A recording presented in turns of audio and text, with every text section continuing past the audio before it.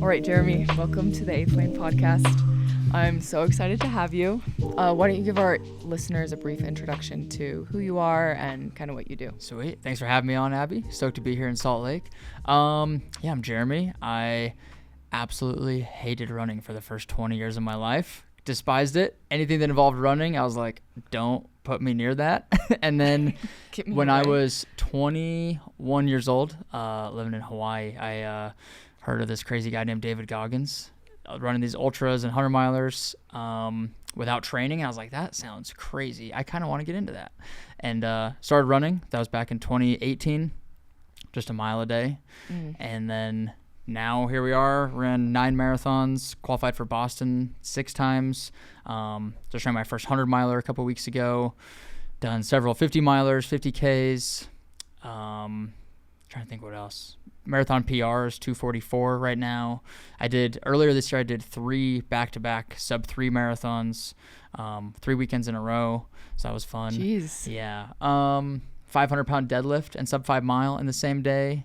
So yeah, I get bored really easily. So I'm always like trying to find something else to do and challenge myself with. And that's a great thing about running is there's so much you can do within running. It's whether it's a 100-meter sprint on a track or a 100-mile race in the mountains. There's so much in between. And so running, I guess you could call it a running influencer. I hate that term, but that's what the internet calls it, I guess. So basically just make content on Instagram, YouTube, TikTok, just trying to provide as much inspiration and education to people as I can through my journey and things I wish I would have known when I first got into running, and hopefully provide that to other people. And I do a little bit of coaching as well, just one-on-one remote coaching, work with a bunch of different brands in the running space, all the like main big shoe companies, some nutrition brands, and then also the co-founder of Switchback, which is an electrolyte brand that my business partner and I started about a year ago. So a whole lot of stuff going on, but all kind of through the common thread of running. Cool. Yeah, what I really like about your page is that it seems like you just choose like kind of standards for each discipline. So like for the marathon, a 3-hour marathon for like a lay person is a great time. So like you just choose these standards and you're like, okay, I'm going to hit this everywhere basically, which is cool. I do kind of want to go back and touch on what you said about David Goggins. On my last race, I had an interesting conversation with someone, and he said that when he started running, I mean, so many people started running because of David Goggins, especially in like the 2020 era. Yep.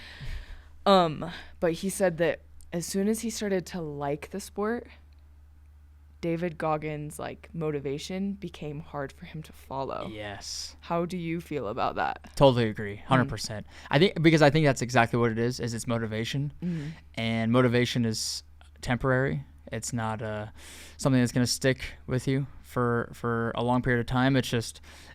It's very temporary, I think. And so it can serve its purpose. It's like it got me into running. It gets so many other people into running. But I think once it serves that purpose of that brief motivation to get you off the couch, and then you actually like the discipline and you enjoy whatever it is that you were motivated to do in the first place, I think that's where you don't need that motivation. And you learn discipline versus motivation. Everybody talks about that, I think. Discipline is that consistent day-to-day ability to show up whether or not you're motivated. And so I think Goggins is a good source of motivation, but it's like I feel like it's surface level to an extent. It's like you can't listen to a David Goggins video every day for the rest of your life and like have it work. It's like at some point it's going to get old. It's going to get a little numb. So you got to find something deeper. And I think I don't know, for me, for running, it's just like finding that urge to be the best version of myself and always push myself and see what I'm capable of. And running is just such a good, tangible way to see personal growth and self-improvement, because the times they're set in stone. It's like if I run a 3-hour marathon and then next year I run a 250 marathon, that's growth, that's improvement, and that's a very tangible way to build self-confidence and be able to see yourself actually improving at something. So yeah, going back to Goggins, it's motivation, I think, but you gotta find that deeper discipline in yourself, I think. Yeah, totally. I think the first time because I also was birthed into ultra running by David Goggins. No way. And after I ran my first ultra, I was looking at like all the leaders in the sport, and everyone was smiling when they were running. Yeah. Like at every aid station, they're like bleeding or throwing up, but they're still like smiling. Yeah. And David Goggins like isn't necessarily. He's like screaming. So yeah, that's when I started to be like, okay, like I think now I want to chase like how can I be happy while I'm suffering. Yeah. And I don't think I've really mastered that yet, to be honest, but it is like a really interesting pursuit for me. Yeah, that's a good point. I love Goggins because I mean he's a big source of inspiration, but it feels kind of negative when I see it now. Like it's like, oh, you gotta suffer, you gotta be hard, it's gotta like be this like really macho kind of thing. And I don't think it has to always be like that. I mean, for some people it might work, but like exactly like you said, it's running should be fun. You should be smiling while you're doing it. It's like Andy Glaze. Have you had him on the podcast yet? Oh, you gotta get him on. He's a legend. But it's his slogan is like smile or you're doing it wrong. It's like no matter how bad it hurts or how uncomfortable you are, it's just smile and have fun while doing it. And yeah, I think maybe the reason I got so into Goggins when I first got into running was because of that like suffering, stay hard kind of thing. I felt like that's what I needed to do at that time. So it was like maybe just that season of life where I was like new to running and I just wanted something really hard and really challenging because I hated running so much. It was so uncomfortable. Even like a 2 or 3 mile run was like, it took so much to get myself out the door and go do it. That is true. And then maybe that's where that like kind of really intense motivation came into play. And once I got over that and I'm like, okay, now I can go do an hour-long run and not really have to think about it. It's like you don't need that really intense kind of negative motivation all the time, I think. Yeah. Yeah, I think back to like when I started running again, I always had an injury. And part of that was like underfueling and all the things.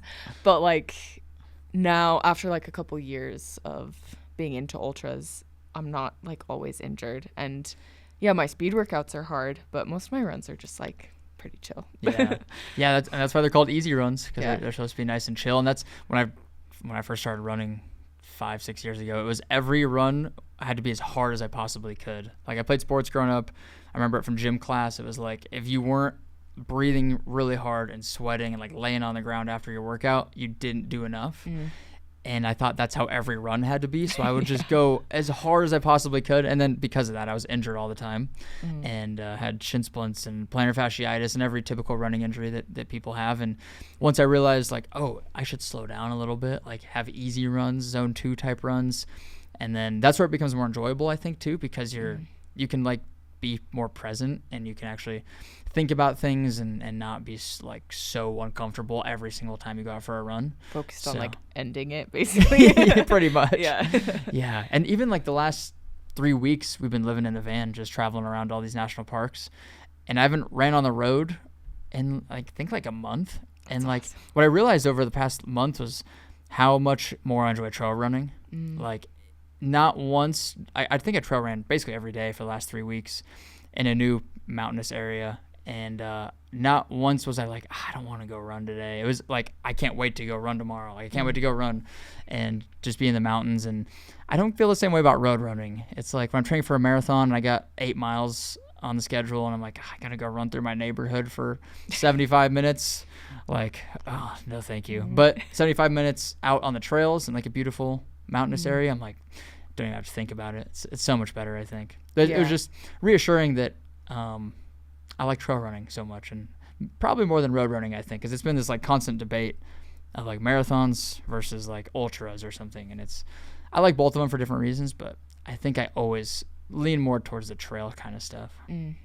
So do you have like a background in like mountain athleticism, or have you always been like more of a sport athlete? Not really. I mean, no, I played sports like baseball and hockey were kind of the main sports. So like didn't really involve running or really mountains or anything. No. So, yeah, I think I grew up in Wyoming. We had like a small little mountain range there. So like we'd go hiking occasionally. I never knew what I was doing. I'd wear like gym shoes. Like I didn't even know what trail shoes were.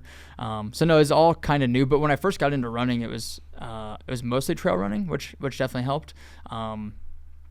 But yeah, I don't know. Not a lot of experience in like the mountainous stuff, and definitely no experience running like up until like 6 years ago. Well, you just finished a 100 a couple weeks ago. Yeah. I listened to your race recap. It was great. Congratulations. Thank you. I want to dive into like a couple of things you said about Bighorn. You broke your toe, didn't you? Yeah. Yeah. Maybe like for the people who haven't heard that story, give us like a little bit of backstory there. Yeah, it was mile 90. And oh my gosh. Yeah. We were coming down the mountain. The last 18 miles of Bighorn are like pretty steep downhill. I think you lose like 6,000 or 7,000 feet over the last like 18 miles. And so it was like really steep downhill. 90 miles in, I'd already been running for over 20 hours at that point. So I was tired, fatigued, obviously. And the trail in this section was like really narrow. And there was like grass overhanging the trail. So you couldn't like really see the trail. You just kind of had to trust that the trail was there. And there was like all these little hidden rocks that would hide under the grass.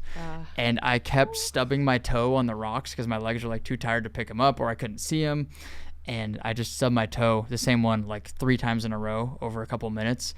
And on the last one, I can't think of anything that hurt more than that. That stubbing my toe 90 miles in, and like I knew it was broken. I knew the toenail was going to be coming off. The toenail's still on there, but it's definitely going to come off in a couple days, I think. I just lost 2 on that foot yesterday and the day before. It's weird how it's like delayed sometimes. Yeah. It usually takes like a month or 2 months, I feel like, after a big race. Really? Yeah, and they're all on the same foot, which is weird. I feel like I must land on that foot more often or something. But yeah, stubbed my toe. There's a video of it on my Instagram where I stop and I'm just I think I say a few cuss words and I yell and I'm like, I give it like a good old like primal scream and I'm like, oh my God, that hurt so bad. And my friend was behind me filming, one of my pacers, Pierce. And he didn't say anything. He's just like filming me. He's like, I'm so glad I had the camera rolling when you did that. And in the video, I look back and like it doesn't even look like I did anything. You look so chill, honestly. You're like, ow, that hurt. Yeah, it was pretty purple and swollen afterwards for like a few weeks. But it wasn't one of the important toes, which is good. So yeah, we got through it. We finished it. Yeah. So my question to you is like, for me, it's really easy during a race to like take little things like that and just like blow them up in my head. Maybe that's not how your brain works, but that's how mine works. So like if I have this pain that just keeps getting worse and worse and worse, it's like, this is a stress fracture. I'm gonna lose my leg or like whatever escalation comes. How do you like keep yourself away from that? Yeah, that's tough, especially when you're sleep deprived and your decision making isn't probably at its sharpest. True. And yeah, it's hard. I think you really have to find, when it comes to injuries and like deciding, okay, is this a stress fracture? Is this thing broken? Is my knee gonna give out? Whatever. I think a lot of it comes down to just like the intuition for your body, which comes from spending a lot of time doing that activity, like just running a lot and really developing that relationship with your body and knowing, okay, I can push past this pain when it feels like this, or okay, I think my meniscus might be torn or like something. That's a hard thing just because I think it's so subjective. But yeah, like when something does go wrong, which inevitably during an ultra, especially a 100-miler, like that one took me 26 hours. It's like something's going to go wrong inevitably. And it's just like life. Like, are you going to freak out and make that little thing blow it out of proportion and make it a big deal? Or are you going to like, I don't know, just deal with it, control what you can control? I think that's one of the biggest things is just focus on what is within your ability to control. And at that point in time, when I broke my toe, I was like, I could stop here. I have 10 miles to go. I maybe shouldn't run on a broken toe, but I'm already 90 miles in. Everything else already hurts. So what does it matter? Like, it's just, I don't know. And I think honestly at a certain point during that race, like I feel like my brain kind of just shut off. Like, I don't know if it's some kind of survival mechanism or something when you're in so much pain and discomfort. But at a certain point, like the pain never really got worse. It was just kind of there, like this dull, aching, annoying feeling in my legs and in my feet and everything. And my sole focus was just like, okay, just get to the finish line, get to the next aid station.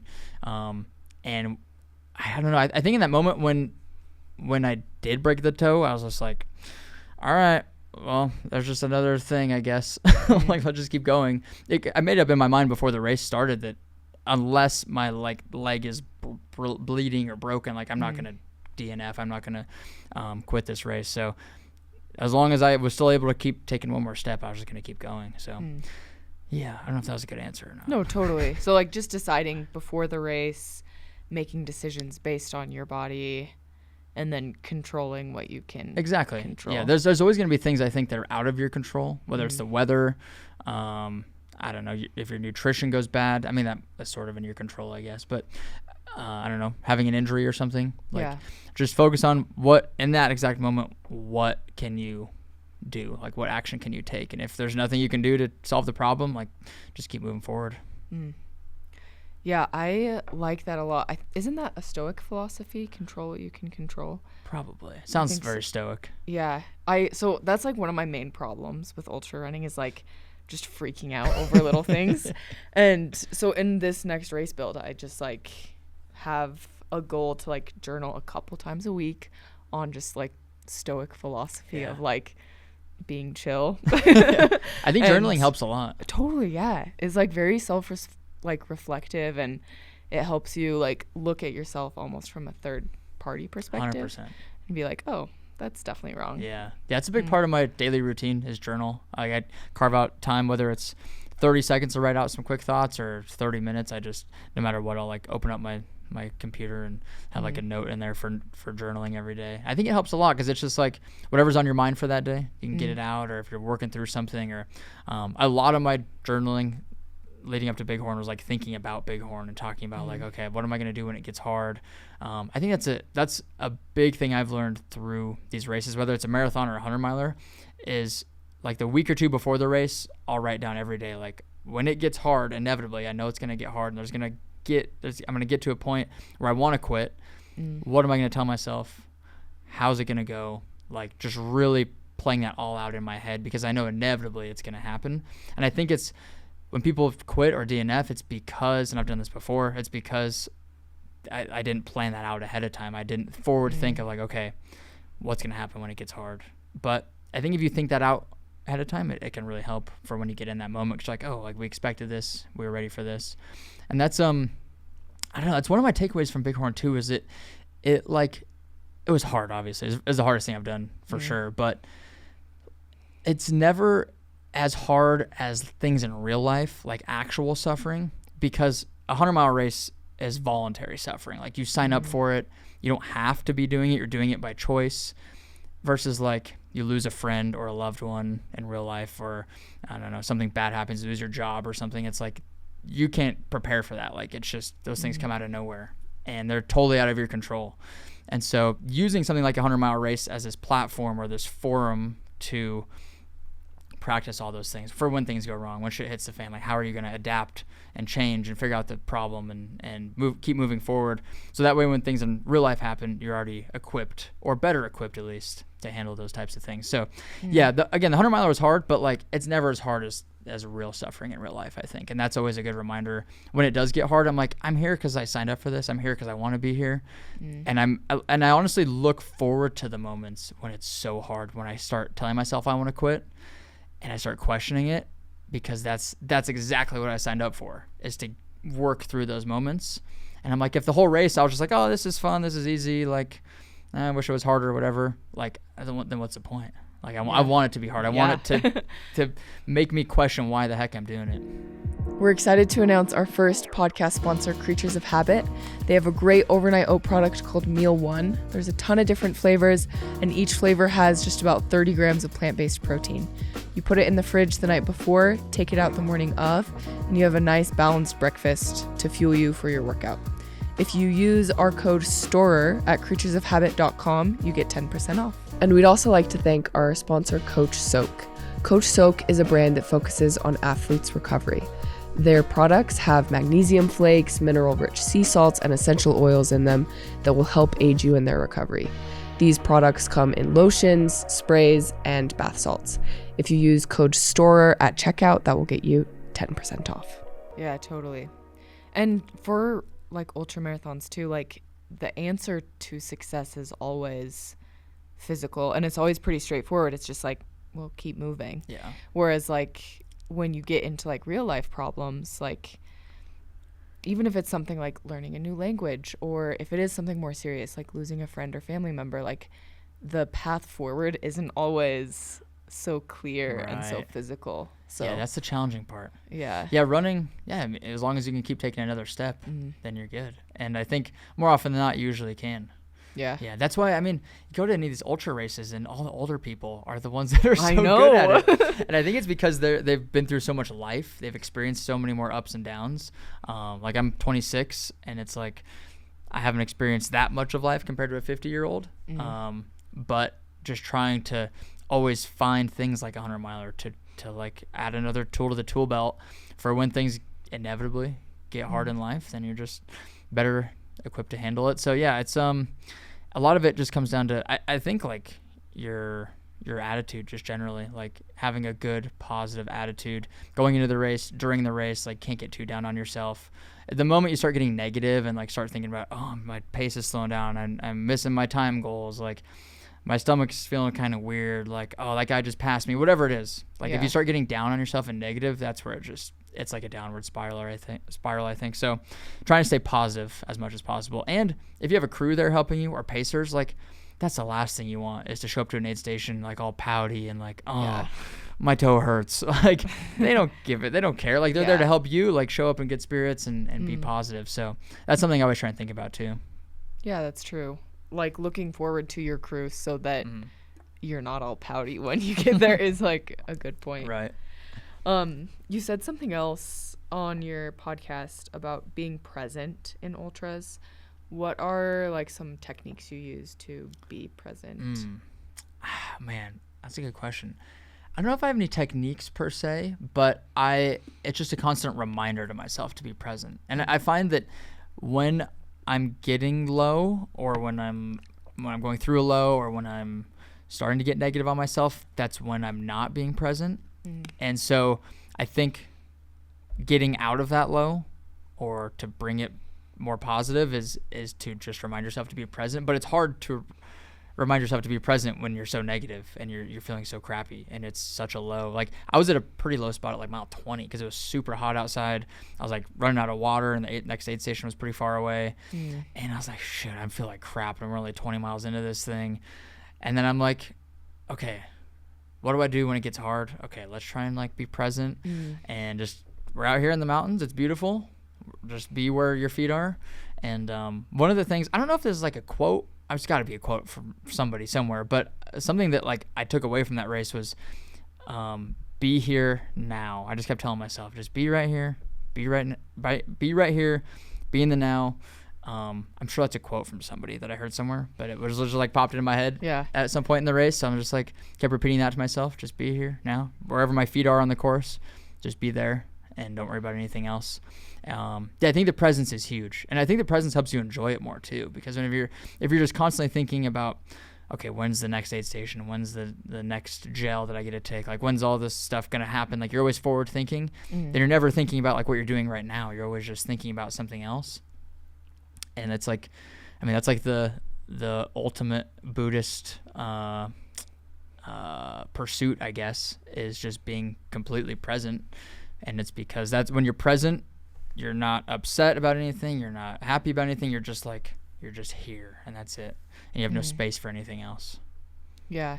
Does that make sense? I don't know. Yeah, that totally makes sense. I think Rich Roll's podcast, he was talking to he was talking to like William Googe, I think. Oh, I know Will. Yeah. Oh, do you? Yeah, cool. Yeah, he was talking about how when he started running again after his mother passed away from cancer, he would just ask himself, when it started hurting, he'd just ask himself like if he could take another step. Yeah. And if he could take another step, he'd just do it. Yeah. And he could always take another step.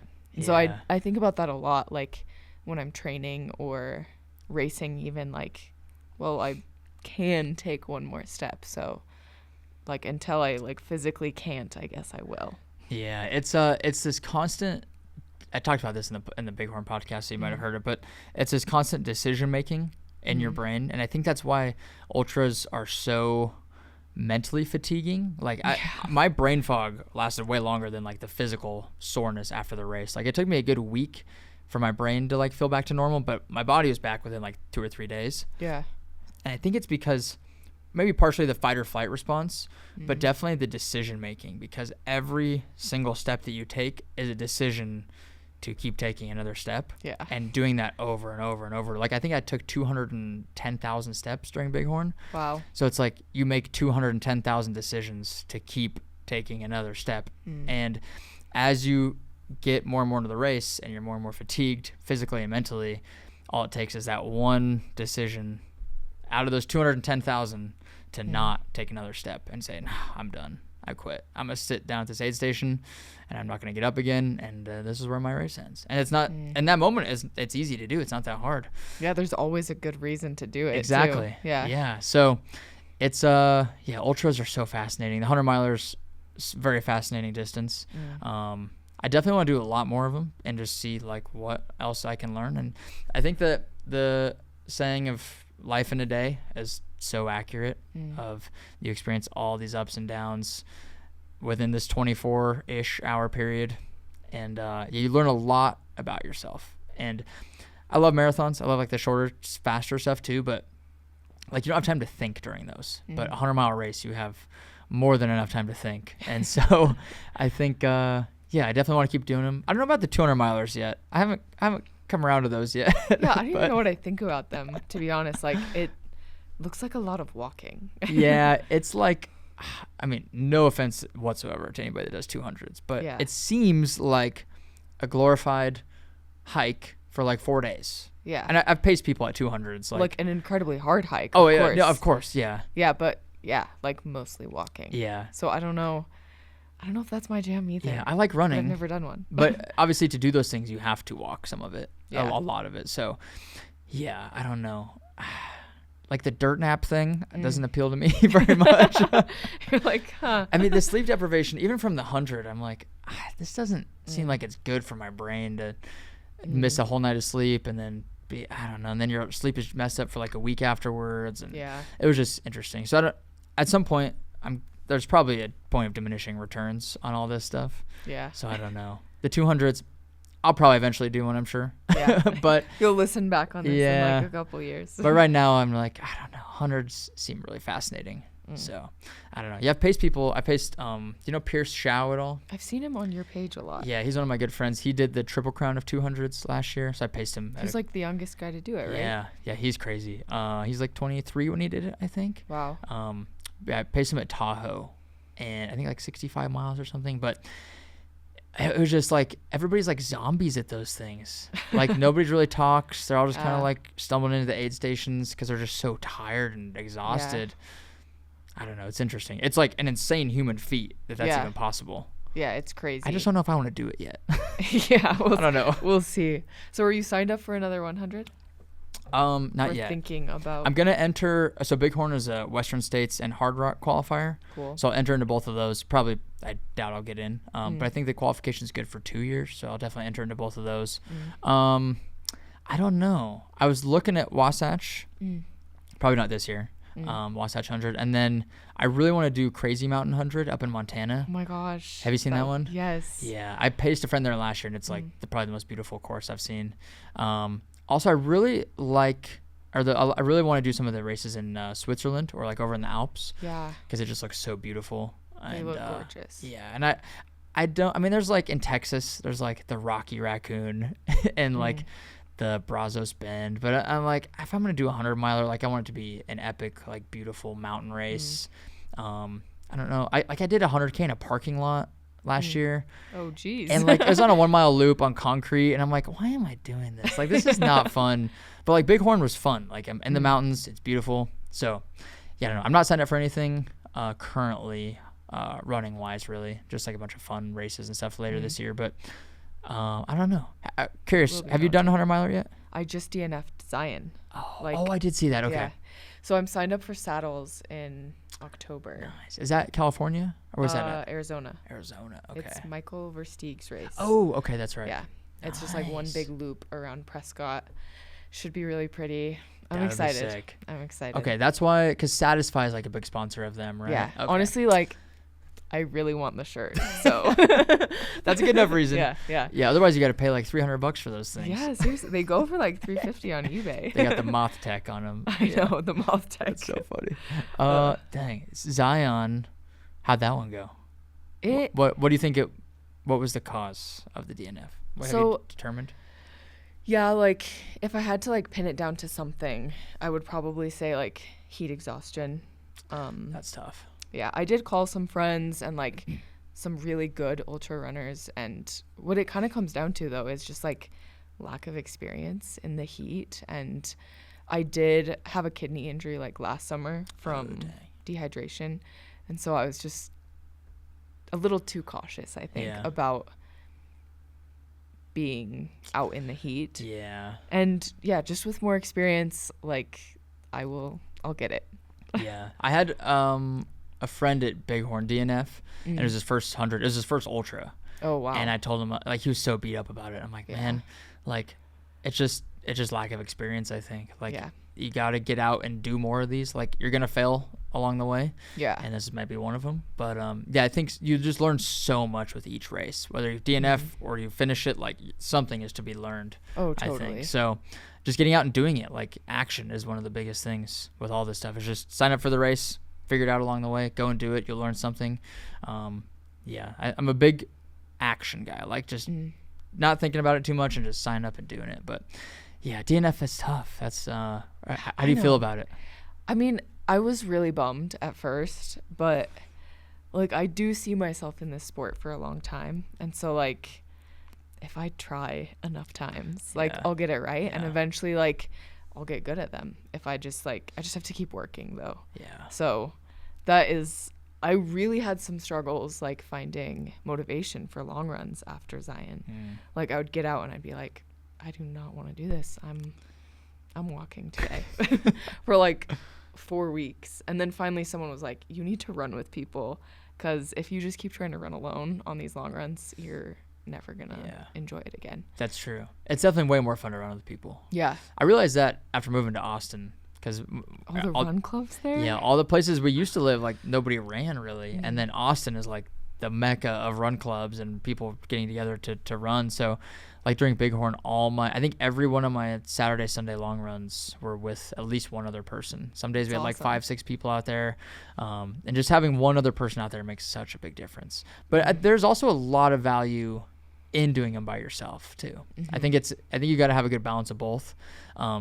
And obviously a lot of it depends on what you're trying to get out of running. Like if you're trying to learn about yourself and work through things, like that's where obviously the solo runs help a lot. But I don't know.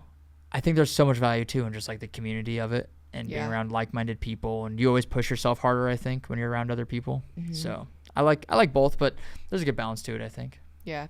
I also think like because this sport is really just about like, can you stay in it for long enough? Like the best, not all of the best, but a lot of really good ultra runners are like older. Yeah. So like it does help with the longevity in sport of like, okay, like I enjoy this because this is where my community is. So it like almost draws you to get out there and draws you to keep training. I think, that was a huge thing in like just finding joy in running again after Zion for me, was just like running with people and being like not so serious about it. I don't know. I used to hate running with people because I had like the Goggins, like I gotta go be hard and I gotta suffer.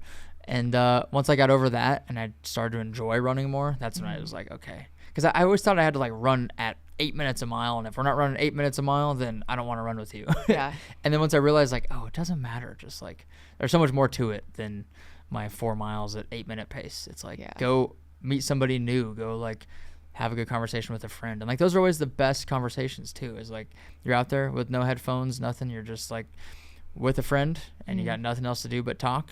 And I think you get really you are able to connect with people way more, I think, when you're both a little bit or a little bit uncomfortable and in some discomfort, and you're more vulnerable, I think, too, because you're just like, well, we got nothing else to do but talk. So I love runs like that. Yeah, stuff just like spills, I feel like. Yeah. It's like, oh. Right. So I kind of want to switch gears a little bit here and talk about your hybrid training. I get a lot of questions on Instagram about like strength training and hybrid training. And then I see a lot of people who like start and they're trying to fit like this run program they found online with this lifting program they found online that are totally separate, and they just don't know how to mesh them. Yeah. So did you started as a lifter maybe, or like, yeah, where did you start? Yeah, I don't even know if I'd call myself a lifter. Like I would go to the gym. I was like a gym goer. Okay. But like I would just do the machines, and like I had no clue what I was doing. I never hired a coach or a trainer, and I would just look at what other people were doing and try and do the same basically. And like the very minimal education I got from like my like high school PE class or something. So I guess you could call that a lifter. But I was doing that before running, I guess. So yeah, hybrid is so trendy now. It's so funny. I know. Like everybody's a hybrid athlete. I know. I don't even classify myself as that. I just say I'm an athlete, I guess. Okay. Because I think everybody should do some cardio and lift some weights, no matter what you're training for or what you're doing. So just athleticism. just be an athlete. Yeah, just be fit. I guess how I started doing it was I would like just do kind of like like the same style of lifting I was doing, like bodybuilding, like just I obviously wasn't a bodybuilder, but gym stuff like dumbbells and bench press and things like that. And then I would just start running, kind of like what you just described. Like I found a running program, I had a lifting program, I would just do both. And that obviously isn't ideal because they don't mesh together. So I started just like experimenting with things and like taking more time to learn about strength training and how it can actually help running. And now really what flipped, I think, was like, okay, I want to run at my best. So I'll use lifting to aid in the running and use lifting just to help the running basically. So that's where like the flip kind of switched of like, okay, let's lift that's gonna aid the running. So a lot of like single leg stuff I think is the biggest thing, like Bulgarian split squats, box step ups, lunges, things like that, like just putting load on one leg, balancing on one leg. And I mean, you can go to the gym and do like the leg press and back squats and all that stuff, and you're going to get stronger and you probably get bigger, but like it's not really going to help you in running. So if you think about running, it's a single leg sport, it's a single leg activity. You're never going to be on both feet at the same time. So why would you lift with both feet loaded at the same time? So strength training in that same way. And typically how I'll structure it is like Mondays would be an easy run and just like an upper body lift. Tuesday would be, if I'm training for a marathon or an ultra, it'll be Tuesdays would be like a hill repeat or a speed workout. And then that afternoon would be like my leg day. And for that reason, or the pairing them together because like you're basically stacking all of the like intense stimulus on one day instead of trying to spread it out. Because if you're lifting legs on Tuesday and then you're doing like a speed workout on Thursday, you're still going to be sore from the leg workout, and it's just like you're always kind of constantly sore if you do that. So pairing them together I think helps a lot. And then Wednesdays would be like an easy run with probably no lift or an upper body lift again. Thursdays, same thing, easy run, no lift or upper body lift. Fridays, basically the same thing. And then Saturdays would be long run in the morning and then another leg day in the afternoon. And I've found that like doing 2 leg days a week, both on the speed days and the long run days, really helps with recovery. Because obviously running like intense miles or intense speed workouts are going to be sore, but I think they kind of, the strength training and the running help to kind of counteract the soreness from both of them. Like the strength training helps prevent soreness you might have from running and vice versa. And then I just feel better from doing that too. Like I've tested out where if I do like a lift the night before a big run or workout, like my run sucks. Or if I run like an intense run one day and then I do the lift the next day, then my lift kind of sucks the next day because I'm sore from the run. So I think it's very subjective and just trying to find what works for you. But I find with myself and other people I coach and other people I talk to that train similar ways that seems to be the best, is pairing those speed days and long runs with the leg days. So yeah, that was a very long answer. Yeah, hopefully that helps. Totally. And I've heard a lot like hard days hard, easy days easy. And that's like basically the concept of like, you're not trying to just have something hard every day. Every day. Yeah. And I think I love people hate it, but I love deadlifting too. A lot of people are against deadlifting because you are more injury prone to it, but you can do like a hex bar deadlift and that reduces your risk of injury. But I will say no lift seems to make me stronger and run faster and prevent injuries than deadlifting. There's just something about it. It's such a full body movement. Like it requires literally every muscle in your body, especially your posterior chain, like calves, hamstrings, glutes, everything in your back. And that's like what's utilized most in running typically is your calves, hamstrings, and glutes. And so when you can target that in a really heavy lift, like a deadlift, obviously make sure you're doing you have proper form and know what you're doing because it is an injury prone exercise. But for me, I find it like works the best. So that's why I do it so consistently. And with like the rep and weight schemes, I'll usually have you read The Science of Running by Steve Magnus? Oh yeah. If you haven't, I definitely recommend it. But there's a chapter in there where he talks about like, contrary to what most people believe, you should actually do lower reps with higher weight because you're already getting that high rep muscular endurance aspect from the running itself. So counterbalancing that with like really heavy weights, I think he recommends like 3 to 5 reps or maybe 3 to 6 reps, like never really going above that, because you're getting like the nervous system benefits of the strength training, but you're not leaving yourself super sore, and you're counterbalancing with the like muscular endurance aspect that you're already getting from running. So I try and lift really heavy, low reps, and again with a deadlift, like I'll never do more than like 4 or 5 reps, and just essentially not maxing all the time, but like 80-90% for most of those lifts. And even with like Bulgarian split squats, only doing like 6 reps per leg, but going really really heavy where it's like that's like 5th or 6th rep I'm like almost failing. So I think that helps. And again, I like rarely get sore when I'm consistently doing the lifting and the running, even though I'm training so much.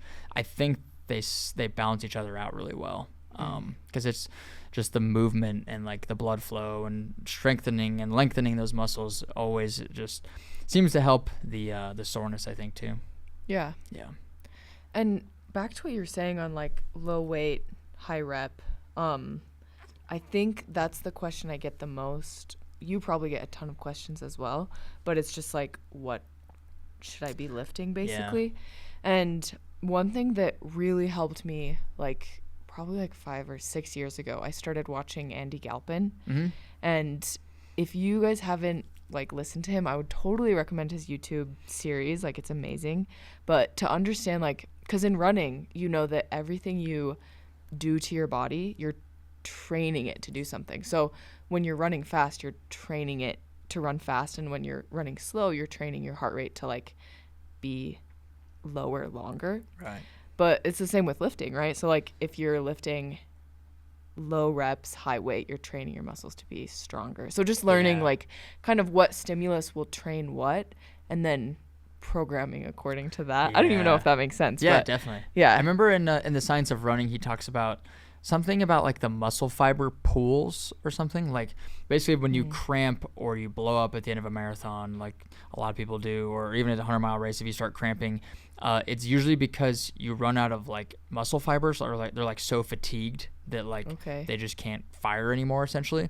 And when you strength train, especially the heavy weights, low reps, that's what builds the most muscle fibers, I believe. Like it increases the pool size, so like your muscles have more fibers to use, so it makes them more efficient. And then actually, even though you're not training muscular endurance with those heavy weights, you're still enabling longer endurance of those muscles because they have more muscle fiber pools, like, basically something along those lines. I'm not a scientist, but I'm gonna look at that. Yeah, something to do with the muscle fibers.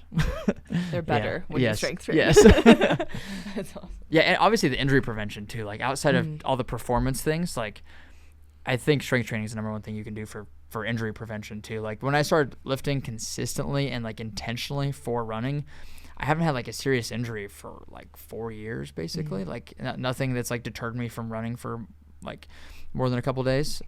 So yeah, I think the injury prevention, like you said earlier, it's like a longevity game. So how do you allow yourself to run for as many years as possible? Like, yeah, you got to run and train running, but like also the lifting side, because I think it just, I mean, Galpin talks about it, or Huberman, or Peter T. Like all these guys are so big on strength training because it's just so good for your physical longevity. Yeah. So I'm a huge fan of it. Like I'll run as long as I can in life, but I think I'll strength train forever, no matter what. And I mean, hopefully, be able to run forever. But yeah, definitely strength training. I don't think I'll ever give that up.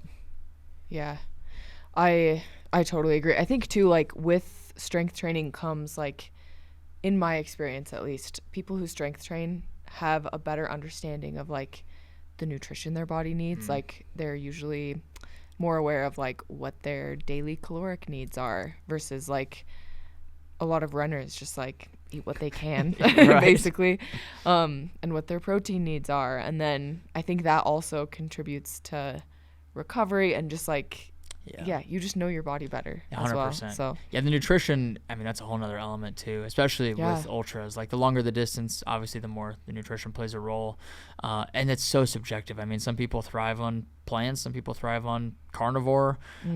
So it's just, again, finding like what works for you. And for me, like I don't ever track anything, like unless I'm doing like a carb load before a marathon and I need to know like, okay, make sure I'm getting this amount of carbs. Like I never track anything and really just eat intuitively, just based on how I feel. Like we're running and training and lifting so much that like it's really hard to overeat, especially if you're eating whole foods, like good healthy meat, fruit, dairy, vegetables, that kind of stuff.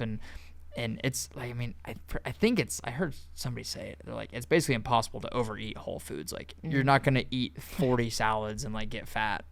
There'd be too much fiber. Right. And like you're not even going to be able to do that anyways. So, but you could eat 40 bags of potato chips probably. So it's, just trying to eat good, healthy whole foods and just eat intuitively. I think is probably the best way to do it. And if you're hungry, eat some food. And if you're not hungry, then you're probably fine. But yeah, my first marathon, I have a post pinned on my Instagram. It was my first marathon. I was under the impression that like, oh, lighter is faster. I got to lose some weight. Didn't know anything about strength training. I quit lifting for like the 3 or 4 months leading up to the race. Would like count my calories and make sure I was like in a deficit or like or even, so I'm not gaining too much weight, so I can still be fast.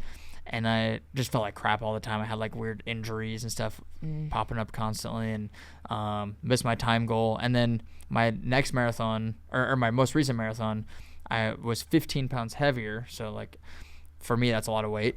And was eating totally intuitively when I was hungry, lifting consistently, and I ran like 17 minutes faster or something. Wow. So it's huge to just like listen to your body and not be too concerned about like the weight on the scale and that kind of thing. So yeah, I'm not a nutrition coach by any means, but that's just what I find that works for me.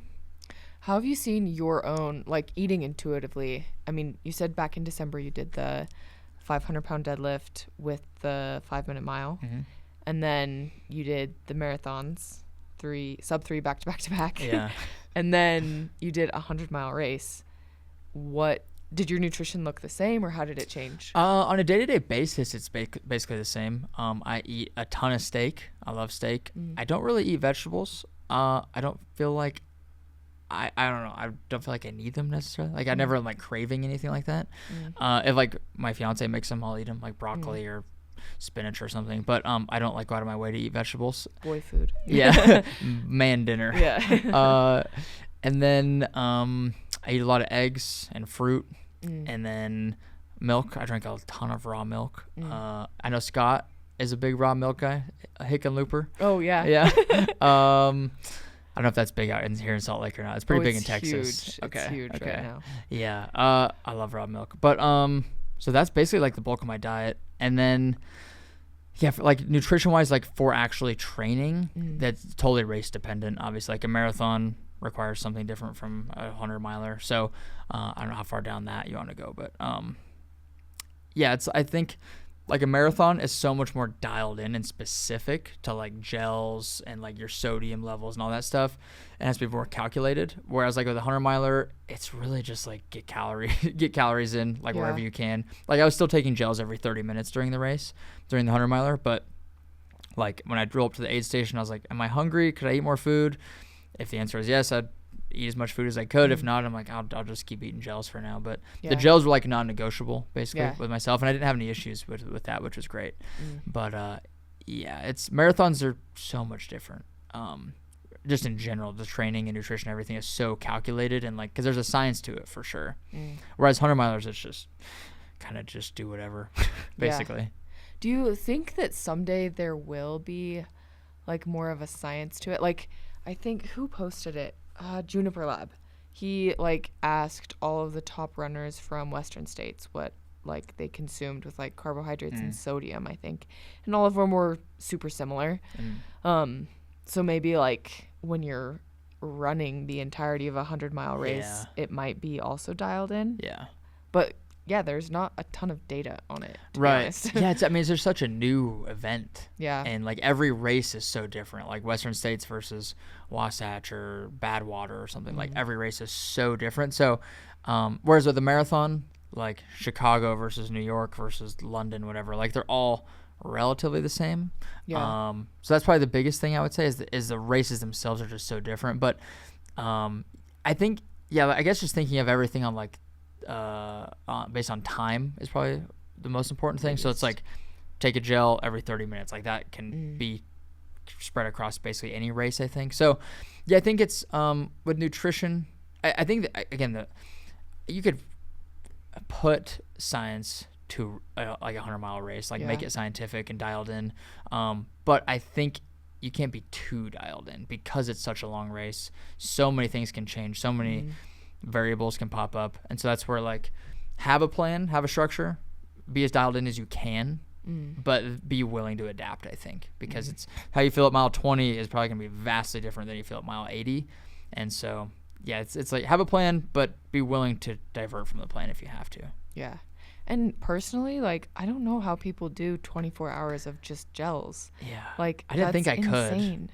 But Morton, I'm a lifelong fan of Morton. Really? After that, just because I had zero issues. Did you ever have problems with the taste? Or was it always fine for you? Yeah, I mean, I've never loved the taste. Usually what I do, it's easier during an ultra than a marathon. I'll like squeeze half the gel in my mouth. I do the 160s. Squeeze half in. I'll like fill my mouth with water from my bottle and then just swallow it, and I don't even taste it. Cool. I'll do it the second half. But during a marathon, it's a little trickier because I usually don't have like water with me, so I just have to stomach it. But once it's down, it's down. That's great. Like I think it's why Morton works so well and why it's so popular is because it's like that hydrogel technology or whatever. It's like started in the medical industry, I think, to like help patients take certain medicines. So however your stomach reacts with the hydrogel, it's just like I don't know anybody that's had issues with Morton. That's true. Other than the taste, so yeah, that is true. But I think again, once it's down, you should be good with that with the gels. I don't know. Yeah, how did you shift? Is it a similar mindset for you, marathon training to 100-mile training, or was it a big shift? It was. Yeah, I feel like the 100-miler was more relaxed and so much. Everything was just so based on like feel and intuition. Like even the training, I had a coach and he wrote a plan and everything, but it was like if Thursday I had like 9 miles programmed, I would do like 6 if I just wasn't feeling good that day, or I was like, I'm not feeling great. My legs are still really sore from yesterday, whatever. So I was more like relaxed and just like very kind of go with the flow, which I think is really beneficial to do because I find like usually if I get injured, it's if I'm following a plan or something too strictly. And if it's like I have 20 miles tomorrow, but I feel like crap, like maybe I shouldn't run that full 20 miles. I should stop at like 17 or something. And it's hard to do that, especially if you're competitive and you want to like be the best version of yourself and you want to like keep pushing yourself. It's hard to do that sometimes. So I kind of just let all that go during the 100-mile prep. Whereas with the marathon, I'll try to be really specific and dialed in like that. But the marathon mindset or the ultra marathon mindset was much more laid back, I think. And because it's like you're essentially running zone 2 forever. Like, Zach Bitter? Yeah. He was telling me, he's like, no matter what race you're doing, you want to maximize your race day effort and training just as much as you can. Obviously, for a marathon, that intensity is so high that you can't do that every day. But with an ultra or a 100-miler, it's like your race day intensity, you can kind of do that all the time. Like, so you're basically just running race effort. So just get really comfortable with that. And it's much more relaxed, I think. Yeah, true. Yeah. And longer. Right. Maybe getting used to being longer. Yeah. I like the longer, like the they're time consuming, obviously, but the Yeah. like Saturday 5-hour runs and then the Sunday like 3-hour runs or whatever, like the back-to-backs. It's like your whole weekend is basically just running, but they're so much fun because it's like you got to go find a new route to run or go find new friends to go run with you for 5 hours or something. So yeah, the ultra training is definitely, it's more time consuming for sure because it's all about time on feet. Like I think I peaked out at like 15 or 16 hours for a few weeks, whereas with a marathon I rarely get above like 10 or 12 hours. Yeah. But it's more intense. So yeah, the ultra training is just so much more time consuming. Totally. Yeah, I've looked at like the guys going to Paris, their mileage is crazy high. It's like 120-mile weeks. Yeah. But it's like 10, 11 hours for them. It's really like not a ton of time. But their recovery is like crazy. So that's time consuming. Yeah.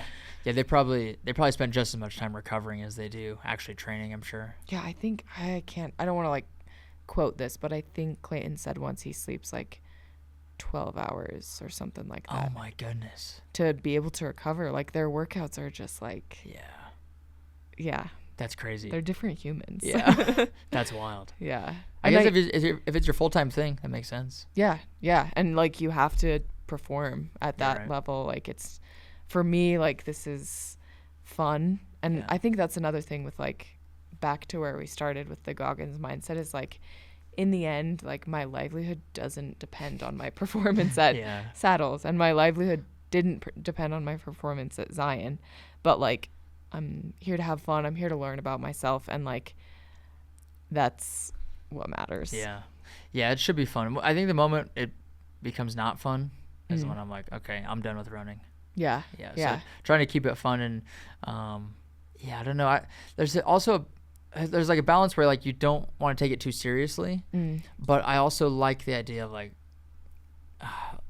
if I say I'm gonna do something, I'm gonna do it. Like how you do anything is how you do everything. So I don't want to like just sign up for a race and be like, it doesn't matter if I don't do it. I want like if I quit and whatever. Like I want to sign up for it, give it my all, but also know like, okay, this race isn't my entire life. So there's a fine line, I think. Between the two. Yeah, that is a good point. It's hard to balance the line as well. Yeah. Well, just to be respectful of your time, I do want you to leave our listeners with one piece of actionable advice that they could maybe implement this week or tomorrow after listening to the podcast. Ooh, okay. It can be anything you want, as broad as you want, as experience specific as you want. Okay. I would say whatever thing you've been thinking about doing, whether it's a race or quitting your job, finding a new job, talking to a cute person at work, whatever it is that you've been like thinking about doing, but you're too scared or too worried or over analyzing it, just do it. Don't think about it. Go do it and figure it out along the way. I think paralysis by analysis is like the worst plague on human beings of all time. Like we just sit around and think about all these things that we wish we were doing or that we want to do, but it's all about action. You got to just not think about it and do it. Start a business, sign up for a 100-miler, sign up for a 5K, whatever it is that you've been thinking about doing, and just do it. And I promise you'll figure it out along the way. You might fail, you might succeed, but you'll learn something about yourself along the way, and I think you'll be happy that you did it.